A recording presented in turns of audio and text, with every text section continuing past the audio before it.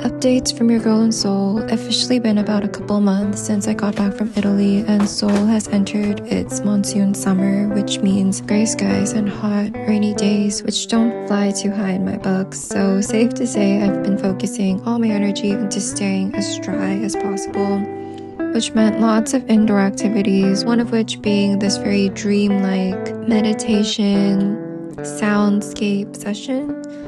I still don't know how to define it really. I've never been to anything quite like this. Everyone was laying on mattresses, there was a gong at some point, sound baths, and everything was just very ritualistic. Definitely one of the more unique experiences I've had while living here. I know Europe is going through a massive heat wave, and I guess I'll never truly know which is worse, but I take dry, scorching heat any day over whatever this is, because if and when I do step outdoors, I'm immediately drenched in not just my own sweat, but just the air in general, the humidity. Everything gets sticky real fast. Basically everything I do and wear in my day-to-day lately can't not be heat resistant, sweat resistant, hence why I've been living in my Ana Luisa pieces this entire summer. They're truly designed for real life and real hot summers. They're tarnish proof, sweat proof, and hypoallergenic, and are quite literally built to stay with you through every season. Their entire collection is super high quality yet affordable, with pieces starting at $50, so you can create your own unique stack like I have, instead of having to splurge on just one. I love mixing and matching mine, and more have been added to my ever-growing collection recently thanks to the Ana Luisa team, and they've also kindly gifted me with a code to share with you guys to help you get started on your own Ana Luisa stack this summer. So feel free to check out their collection before they run out and save up to 25% off your first purchase.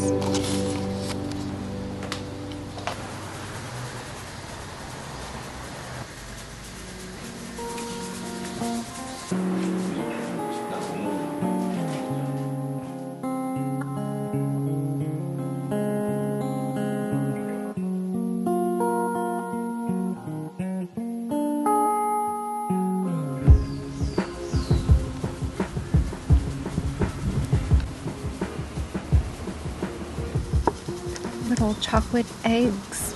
These are so cute. How do they even get them to look like real eggs? It's amazing. This morning I did something very out of character for me. I booked a morning yoga session.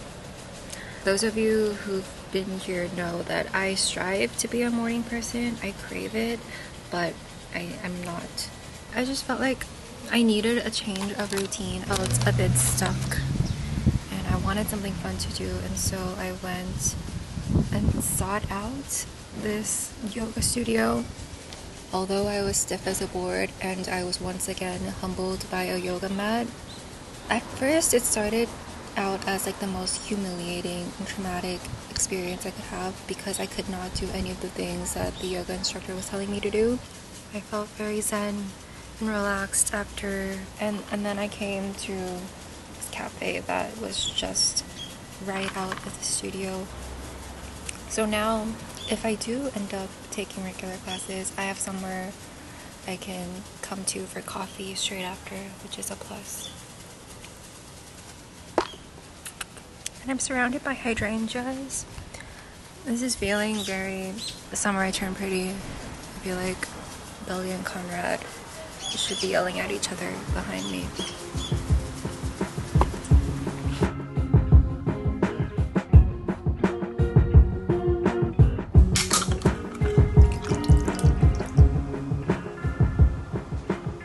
Just took a fresh shower. Me and my most natural habitat, just no makeup and some fruit and my journal. Not my most cutest self, but this is all I can manage in this weather. Seoul summer has officially started. We're having some very hot, humid days, and it's monsoon season too, so it's either raining or just...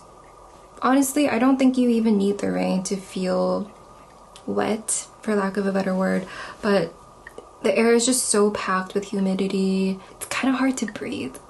If I'm being honest, it's suffocating me a little bit. I know you guys love it when I take you around all the cool bits and places in Seoul, but I'm sorry. For the time being, this is just gonna have to be it. Me in my room eating oranges. I know, disappointing. I've been back for nearly a month now, over a month, and I feel like I am now just starting to get back into my routines. I know it took such a long time just because, you know, I had so many things to edit and I filmed so many things that time just had a different meaning to me. I was just still running on Europe time, editing in the late hours. This is gonna be the vlog where I slowly get back into vlogging, so it's gonna be a little chaotic.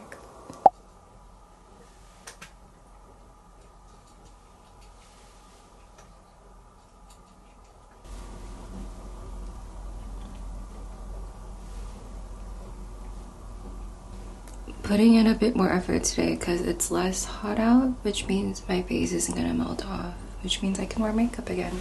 I'm still editing my Como vlogs. I think this one's gonna be out before that. The timeline of my uploads is gonna be in whack, but bear with me. I didn't realize how much I filmed during my travels until I got back. I had like so much more footage than I thought I did. I thought I was gonna have like 2 or like 3 tops vlogs, but now I have 4 and it's taking a bit longer than I expected to edit them all, hence why the uploads have been a bit late. We're gonna go out to a cafe to edit those today because I can't seem to focus in my own home anymore. I've never been diagnosed with ADHD, but sometimes I wonder if I really have to because I just, like, more and more I think I'm developing adult ADHD. Orange juice, lime juice, coconut water, a splash of coconut milk, a bit of a sweetener, and a pinch of salt. I got the recipe off Pinterest, so it's not anything special or original, but it's really good. I've gone through like 2 bags of oranges in the past less than a week and makes me wonder if my body's just craving sun. Like, don't oranges have vitamin D in them or something? I don't know, maybe the lack of sun is really getting to me and making me crave the source elsewhere.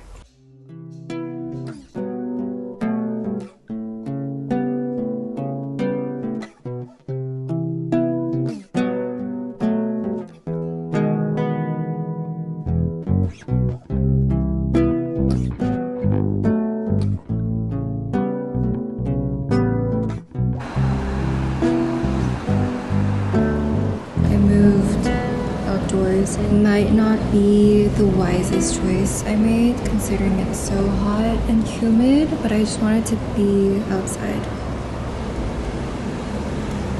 But I have a nice view, which is also part of the reason why I came outside.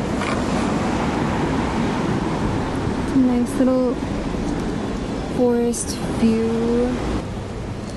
I started this book a couple weeks ago, but I'm only about like this much in. Honestly, I've been in sort of a reading slump lately.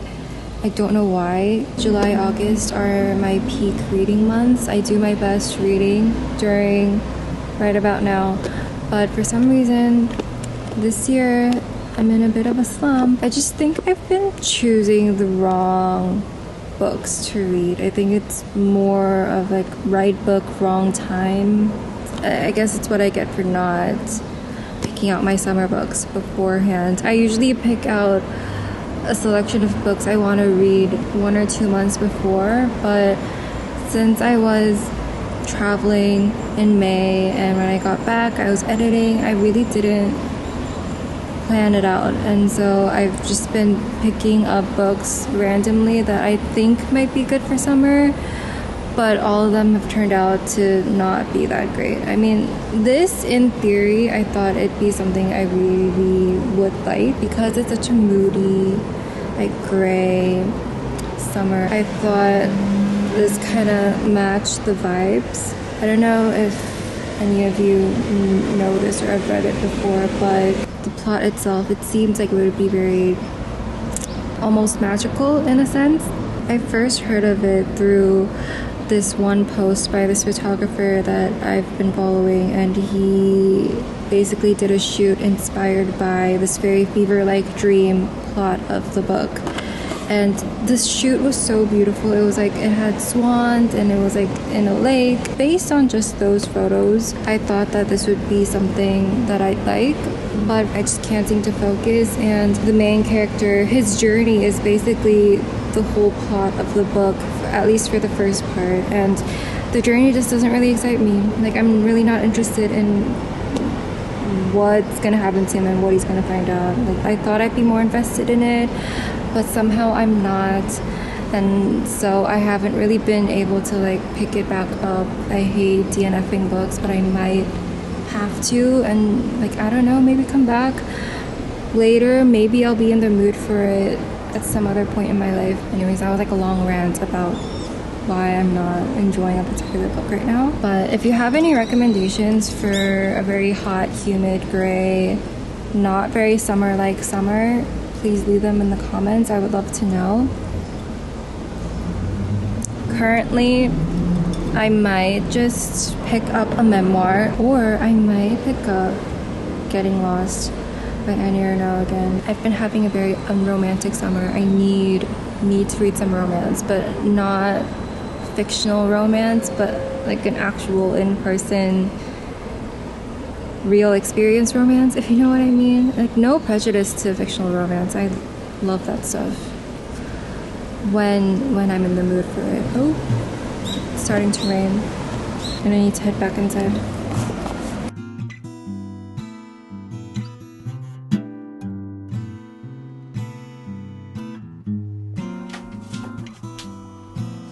I almost got caught in the rain, but I didn't. Yay.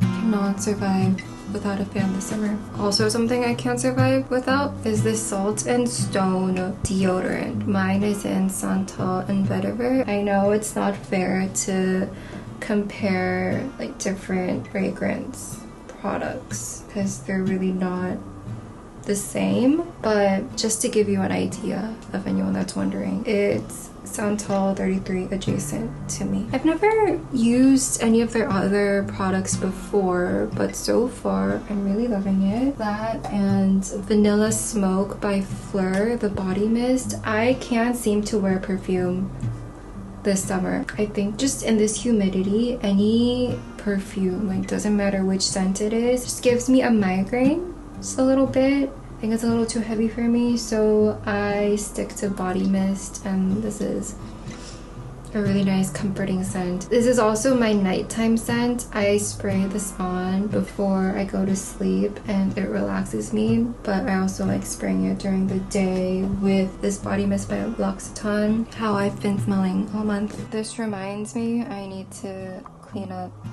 my nightstand. Right now it's looking a little too crowded. Also, this metal frame was gifted to me by my friend Amira. She is a metal worker based in Seoul, and she makes really cool furniture as well, and like does a lot of spatial design things. Go check out her work, it's amazing. And I filled it with another one of my friend's works. It's this little postcard from Carla, and oh my god, I really need to finish up that giant painting over there. I flipped it around because it's unfinished and I don't want to look at it. And maybe that can be a summer project, as long as I'm stuck, or I've like stuck myself indoors and put myself under house arrest from this heat.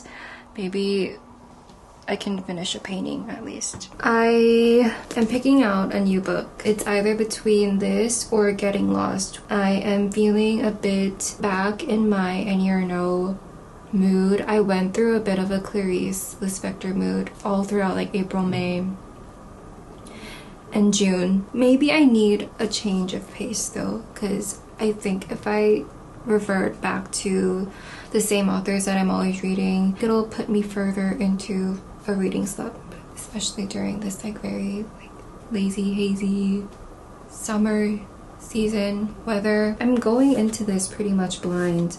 All I know is that it is a coming of age story set in Beijing, and it says it's a sparkling and wry coming of age story about the changing identity of women in contemporary China, which sounds interesting.